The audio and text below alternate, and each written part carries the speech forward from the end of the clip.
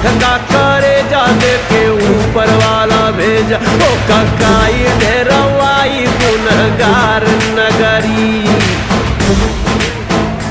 सारा जीवन दुख झेला हरदम खतरे से खेला। जे सारा जीवन दुख झेला हरदम खतरे से खेला।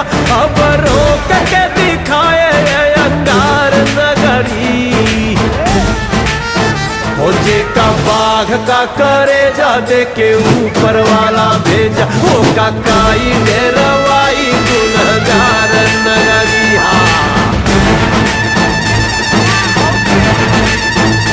ज्वाला रोक के दिखाए जिसको आना